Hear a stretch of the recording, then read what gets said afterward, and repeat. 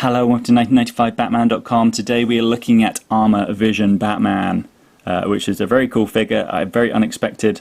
I'm very happy to finally own this, because this is not part of Kenner's toy line.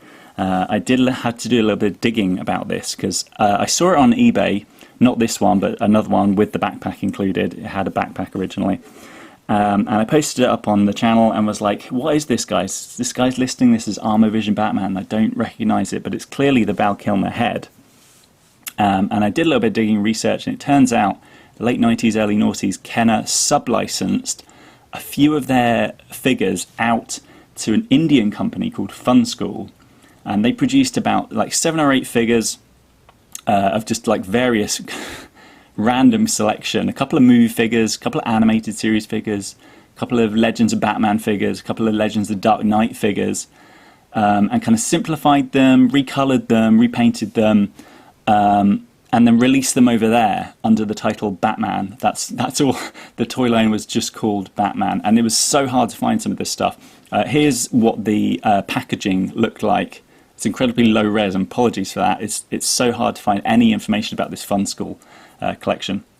But anyway, as you can see, now that I have this in my hands, I picked this up. So this wasn't the 70 quid one. I picked this up in a bundle of figures. I just spotted it just by coincidence. It was like a 10 quid bundle, and I could see like this figure in there. So I got it.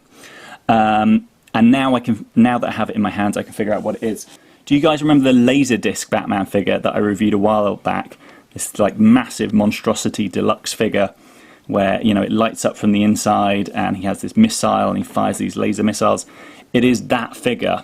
So what they did was they took off this missile thing, weird clear perspex missile thing, which didn't really work that well anyway, and then they swapped out the backpack. So just bringing up these eBay pictures, because obviously I don't have the accessory, but it does seem to be the exact same thing.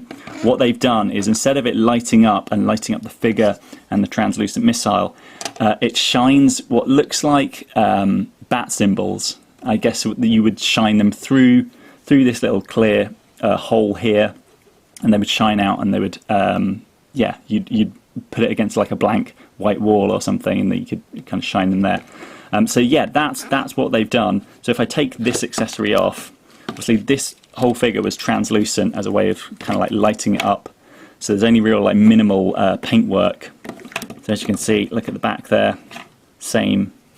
exact same mould, right down to the fact that it has got copyright 1995 and Kenner on the side there. But yeah, I remember reviewing this at the time and saying what a shame it was that you're missing kind of like a lot of these details, like around the back.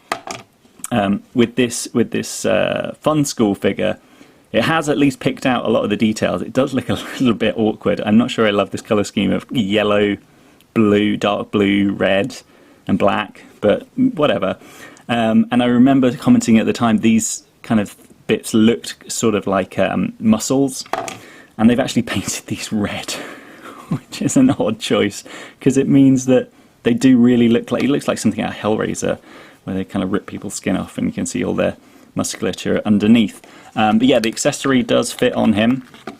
Obviously the accessory for the Funskool one was slightly different, but I think basically worked the same way. Again, you kind of twist this thing at the back, you twist that there, and it pops those things down, and then you can push the button at the back to make it all light up and shine through. So there, one mystery solved. I think this is actually a really cool figure. I'm really glad I own this. It's just fun to have it as like a little variant, and yeah, just an interesting piece of history to dig into. You know, the whole Indian action figure toy market.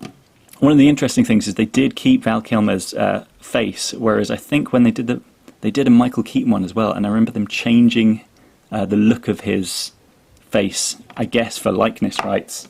But yeah, so that was very cool. Always look out for Batman bundles if you're ordering stuff online. I picked up this. This was in the rest of the bundle. A couple of old Batman Begins ones, which I've never collected, but I might at some point. Not in great condition. And the other one that I was really happy about getting is this, the Dark Knight Collection Joker. Although I think this is from maybe the Batman versus the Joker movie collection, in a kind of vibrant orange and yellow. But yeah, very happy to have that. I didn't own any of these Kenner Jokers. I have the Toy Biz one, but I don't have this one. So yeah, there you go. That's Armour Vision Batman. Mystery solved. A nice rare Batman Forever figure for my collection. Look out for this if you can. They are out there. See you next time.